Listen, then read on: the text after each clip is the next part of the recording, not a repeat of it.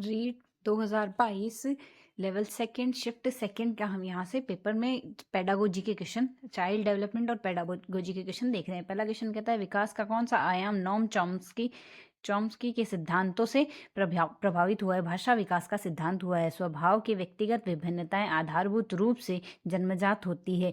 किसने व्यक्तित्व के किसी भी सिद्धांत का प्रतिपादन नहीं किया? B.F. स्किनर ने नहीं किया व्यक्तित्व किसी भी सिद्धांत का, जबकि Sigmund Freud, Raymond B Cattell और गार्डन आल्पोर्ट ने किया हुआ है। हेनरी ए मुर्रे व क्रिस्टियाना डी मॉर्गन द्वारा कौन सा परीक्षण निर्मित किया गया? कथानक संप्रत्य परीक्षण TAT निर्मित किया गया। एक बालक की वृद्धि में कौन सा कारक संबंधित नहीं है? अधिवास नहीं होगा, डोमिसाइल नहीं होगा, बाकी पोषण, निद्रा व स्वास्थ्य होगा। यहाँ से बालक की वृद्धि में कौन सा परीक्षण बुद्धिमत्ता की संस्कृति मुक्त अवौचिक परीक्षण है?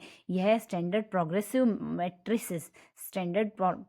मैट्रिसेस। बहुआयामी बुद्धिमत्ताओं के गार्डनर के सिद्धांत में कौन सी बुद्धिमत्ता सम्मिलित नहीं है? सामवेगिक नहीं है, बाकी अंतर्व्यक्तित्व, प्राकृतिक व अस्तित्वकारी सम्मिलित है। रचनात्मक चिंतन के कौन से प्रकार से संबंधित नहीं है? रचनात्मक चिंतन, अपसारी चिंतन। रचनात्मक चिंतन कौन से प्रकार से संबंधित है?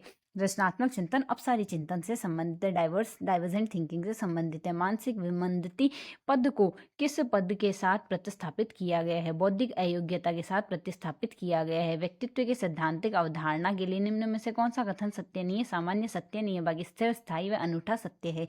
पढ़ने के संबंधित अधिगम अक्षमता को डिसलेक्सिया कहा जाता है। न्यूनतम आधारभूत सुविधा से वंचित बालकों को निम्न रूप से वर्गीकृत किया गया है। प्रतिकूल परिस्थितिग्रस्त बालक में किया गया है। निम्न में से कौन सा कुसमायोजन का व्यवहारात्मक लक्षण है? आक्रामकता व्यवहारात्मक लक्षण है। विशेष आवश्यकताओं वाले बालकों के साथ कौन सी विधि प्रत्यक्ष रूप से संबंधित नहीं है? खेलकूद व अतिरिक्त पाठ्यक्रम गतिविधियां का विकास संबंधित नहीं है, बाकी पाठ्यक्रम का विभिन्नीकरण, विभिन्न शिक्षण विधियां व विशेष गतिविधियों के लिए परीक्षण संबंधित है। इवान पावलोव द्वारा प्रतिपादित शास्त्रीय अनुबंधन सिद्धांत अधिगम को निम्न के द्वारा समझाता है। साहचर्य समझाता है।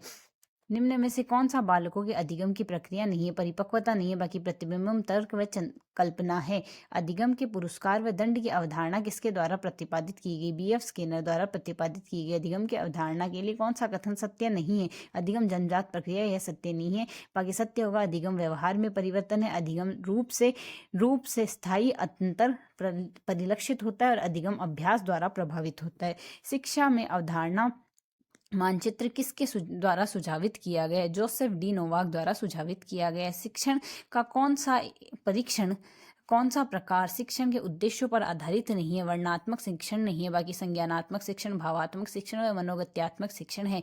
नैसर्गिकता से विचारों की सूची के एकत्रण के द्वारा विशिष्ट समस्या के समाधान की समूह रचनात्मकता विधि को कहा जाता है। मस्तिष्क विप्लव युक्ति कहा जाता है। कक्षा अधिगम में अभिप्रेरण की भूमिका किस प्रक्रिया से प्रत्यक्ष रूप से संबंधित नहीं है? अंतर्व्यक्तित्व समायोजन से संबंधित नहीं है, बाकी प्रगति व परिणाम के ज्ञान, प्रशंसा व आलोचना व आकांक्षा स्तर से संबंधित है। राष्ट्रीय पाठ्यचर्या रूपरेखा 2005 का मुख्य दर्शन क्या है? बिना बोझ के सीखना है।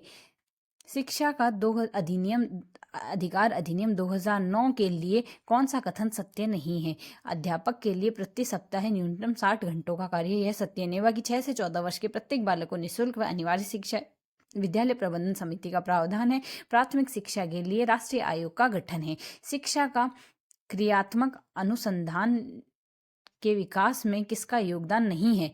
स्टीफन एम कोवे का योगदान नहीं है, बाकी Kurt Lewin, V.R. Buckingham, Stephen M Corey है। शिक्षा मनोविज्ञान में किस स्तर का मापन न्यूनतम प्रयोग किया जाता है? अनुपातिक मापनी का न्यूनतम प्रयोग किया जाता है।